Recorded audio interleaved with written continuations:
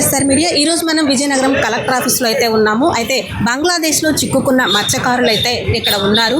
వీళ్ళనైతే సురక్షితంగా మన దేశానికి వాళ్ళ సొంత ఊరికైతే తీసుకొచ్చారు. కానీ మా గురించి పట్టించుకోవడానికి ప్రభుత్వం వారైతే ఇంతవరకు మా దగ్గరికి ఎవరూ రాలేదు అని వాళ్ళు ఆవేదన వ్యక్తం చేస్తున్నారు. అయితే అసలు ఏం జరిగింది అనేది వారి మాటల్లోనే విని తెలుసుకుందాం.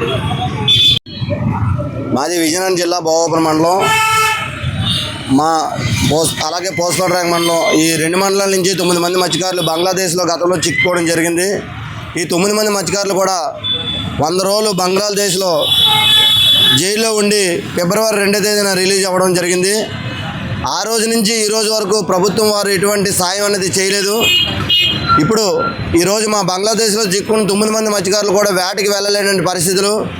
ఈ వేటకు వెళ్ళలేని మత్స్యకారులు కూడా గవర్నమెంట్ వారు స్పందించి కుటుంబానికి 5 లక్షల రూపాయలు ఆర్థిక సాయం చేస్తారని చెప్పేసి ఈరోజు విజయనగరం జిల్లా కలెక్టర్ ఆఫీస్కి రావడం జరిగింది. కలెక్టర్ గారికి కూడా ఈరోజు వినతి పత్రం ఇవ్వడం అనేది జరుగుతుంది. కావున ఈరోజు మా వాళ్ళు బంగ్లాదేశ్ జైల్లో గతంలో వాళ్ళకి తిండి సరిగా లేక, నిద్ర సరిగా లేక చాలా ఇబ్బందులు పడి ఎన్నో సమస్యలు ఎదుర్కొని ఈరోజు స్వస్థలాలకి రావడం జరిగింది. కావున ప్రభుత్వం వారు స్పందించి ఈరోజు వాళ్ళని ఆదుకొని వాళ్ళకి కుటుంబానికి 5 లక్షల రూపాయలు ఇచ్చి ఆదుకుంటారని చెప్పేసి కోరుకుంటున్నాం. ఎందుకని అంటే ఈరోజు ఇప్పుడు వీళ్ళు వచ్చి ఇంత టైం అవుతున్నా ఎవరు పట్టించుకోలేదు. అలాగే రాబోయే కాలం చూస్తే వేట నిషేధ కాలం కూడా వస్తుంది. అప్పుడు కూడా వేటకు వెళ్ళలేని పరిస్థితులు, వీరికి ఆరోగ్య పరిస్థితి బాగోలేదు, మానసిక పరిస్థితి బాగోలేదు. కావున ప్రభుత్వం వారు స్పందించి తక్షణమే మాకు 5 లక్షల రూపాయలు ఆర్థిక సాయం చేస్తారని చెప్పేసి కోరుకుంటున్నాం. ఒకరు చేయలేని ఎడల మేము రోడ్డు ఎక్కే పరిస్థితి వస్తుందని చెప్పేసి ప్రభుత్వానికి మేము తెలియజేస్తున్నాం. ఈ మీడియా ద్వారా ప్రభుత్వం వెంటనే స్పందించి ప్రతి ఒక్క 9 మంది మత్స్యకారులకు 5 లక్షల రూపాయలు ఆర్థిక సాయం చేసి మమ్మల్ని ఆదుకుంటారని చెప్పేసి కోరుకుంటున్నాం. మీడియా మిత్రులందరికీ నమస్కారం. కూటమి ప్రభుత్వం మత్స్యకారులకి ఒక స్పెషల్ డ్రైవ్ చేసి 100 రోజుల్లోనే బంగ్లాదేశ్ చెర నుంచి విడిపించినందుకు ధన్యవాదాలు తెలుపుకుంటున్నాం. అదేవిధంగా వాళ్ళకి ఇప్పుడు వేట నిషేధం ఉంది కాబట్టి వాళ్ళకి ఉపాధి లేని పరిస్థితి ఉంది కాబట్టి వాళ్ళకి మన మత్స్యకారు సాయం చేస్తారని కోరుకుంటున్నాం.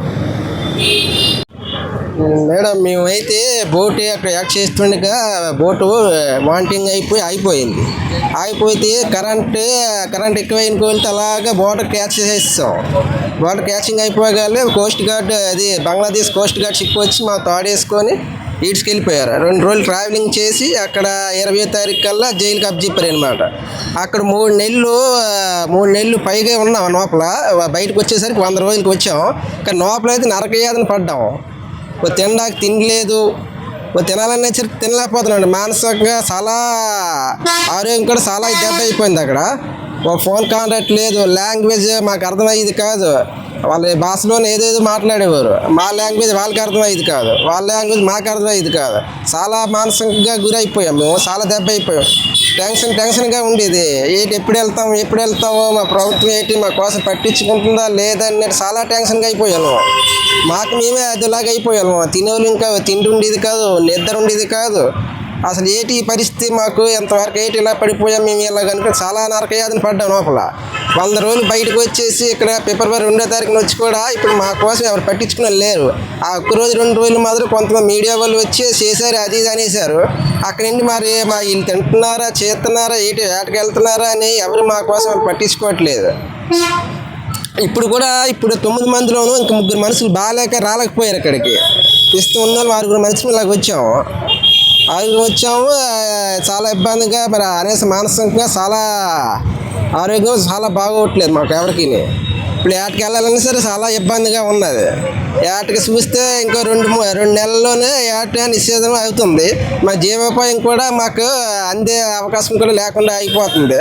ఇలాంటి పరిస్థితుల్లో కూడా మాకు ప్రభుత్వం ఏదో కాస్త సాయం చేసినట్టు ఉంటే మాకు ఎంత జీవోపాయం కలుగుతుందని ఎంతో ఇదిగా గౌరవిస్తున్నాము. అంతే.